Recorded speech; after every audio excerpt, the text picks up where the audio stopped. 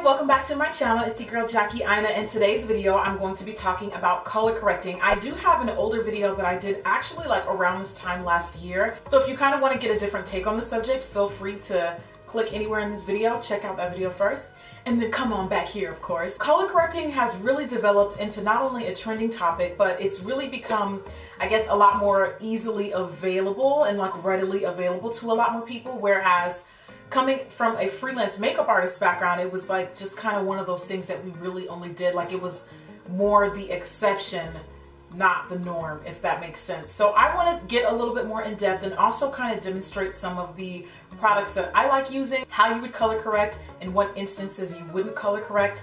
Just as a disclaimer, I always have to say this before I do these types of videos. These videos are not telling you that you're doing anything wrong. It's not meant to bash or put anyone on the spot. It's basically meant to be really a guideline. Like, some people just really don't know any better. They don't even really know where to start. If you like color correcting with tomato juice, I really don't care. It's your face. But I personally feel like there's a lot of information that's just confusing people, and it's just, people don't know when to color correct, when not to, and I really just want to help people that genuinely have questions. Now again, if you're gonna color correct a certain way, or if you like being creative, that's fine, but it's not color correcting. So I just want to give a little bit more in-depth guidance for those of you guys that really are still kind of like, what do I do, girl? Help! So color correcting, if you don't know, is basically just using colors on the color wheel to cancel and neutralize unwanted pigmentation. Maybe you're dealing with redness. Maybe you have a bruise that you want to cover. Maybe there's dark marks on your face that you are just kind of like, you gotta go. Now obviously, as you can tell, I'm a chocolate girl, but I'm gonna try to throw in some tips that are going to be able to apply for everyone, because obviously I have a very diverse group of followers, so I want everybody to be able to learn the basics and be able to apply them to themselves by watching this video. Don't be intimidated by do and don't. It's just a label. It's really not that deep. If you want to do whatever you want, fine, by all means. If something that I say as a don't works for you, by all means, I don't care, girl. Just do you. So the first do is to color correct where you need. I think that the best way to tell whether or not you need to color correct or where you should color correct is when you put on foundation or when you put on concealer, does that area of concern still show through? Like, there are some girls that I watch their videos and they may apply a full coverage foundation, but the redness will still show through, you know? So I think in that instance, you may want to use some green to cancel it out and balance it out. There are some foundations that don't cover my dark marks, and who wants to keep building on another layer of foundation just to cover that one spot? That's when things just get cakey and it just becomes abort mission. Color correctors just really helps minimize how much overall product you have to use. Don't overcorrect. Do not apply a corrector in the same way that you would a concealer. I see the whole like triangle thing. That's too much.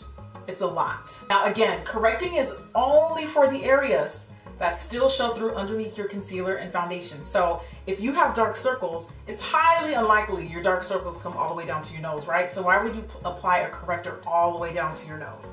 It just doesn't make sense. Plus, if you apply way too much corrector in an area that really didn't need to be corrected as much in the first place, you're gonna run into another issue. You're gonna have to try to figure out how you're gonna cover the corrector. And then it's going to start seeping through your concealer. It's gonna start showing through your foundations. I get comments from people that are like, I corrected and my foundation's orange. Pull back, fam. Fall back game, way strong with that corrector, okay? That's all I'm gonna say.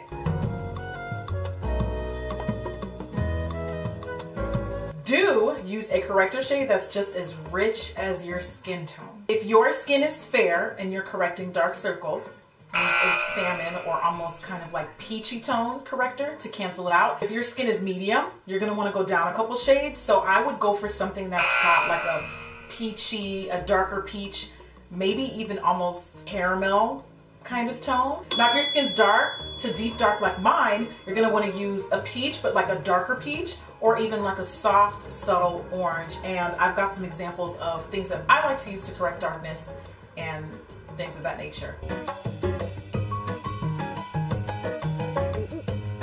You're, for example, dark skin and you're trying to correct redness. Redness doesn't really show up on my skin tone. It's very rare. Like if my skin has to be really agitated, like after a peel or after a scrub. Well, green is the opposite to red. Usually a lot of color correctors look more mint. So on my skin tone, they would just show up pale and sallow and they wouldn't correct, it just looked ashy. Darker skin tones also don't typically use lilac to correct because lilac cancels yellow, and because our skin is so rich, you don't typically see yellow. You may see more gold unless you're more on the medium side. So again, just stay away from lilac. Unless it's of course a deeper lilac. I think it's very rare. Like I rarely ever reach for lilac on my skin tone. I actually don't think I ever have, except for in this video, because I was having a lot of fun, as you can see.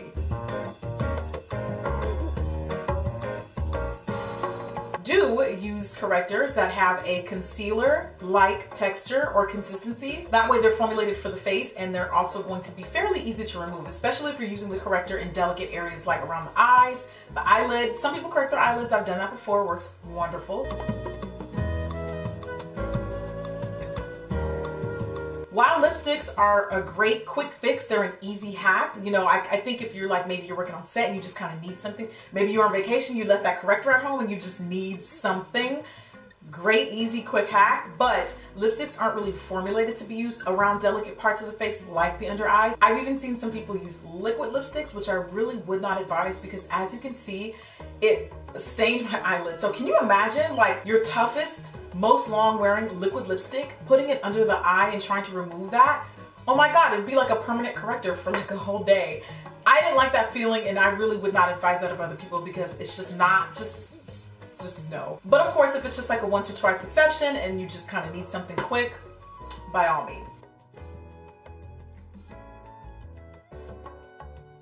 Do apply correctors with a light hand and build your way up. Do you see how I'm applying that on my skin and it just disappears? It literally just disappears.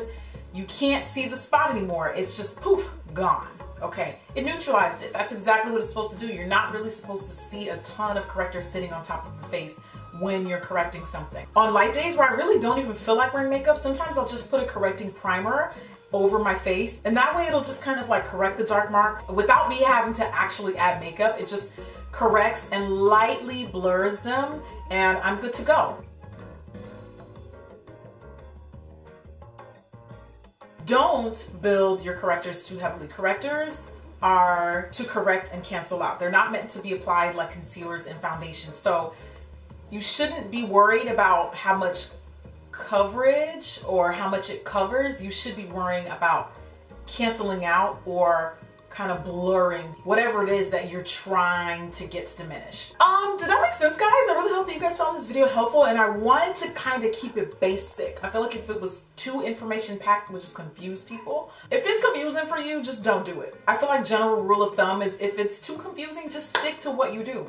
Don't try to wrap your head around something that you probably may or may not even need to do. Also, one more thing that I do want to add is don't worry about your foundation shade. Do not worry. Don't let this whole like NC50 gang, like I'm NC50, what do I use? No, okay. If you have dark skin, use a dark peach. For example, maybe your skin is medium and you have the LA Girl Pro Conceal. Now, I feel like this is a little rich. I feel like this is a little rich for some girls that are in the medium skin tone range, okay? But you just apply it with a light hand, very lightly, and build your way up until you like the way it looks. Okay, so keep it simple. I think I pretty much covered everything I need to cover. Don't feel like you have to jump on every makeup bandwagon. You really don't, because even though color correcting is a scientific technique, right now it's just popping. It's the cool thing to do. But don't worry, like if you don't get it, it's fine. Maybe it's just not really meant for you to get, and that's okay. That's totally okay. Like, I don't get why people be drawing Ferris wheels in their face, but I don't say nothing. Share this video if you found it helpful, and subscribe if you haven't already. I'd love to see you back on my channel, and I'll see you guys next time. Bye.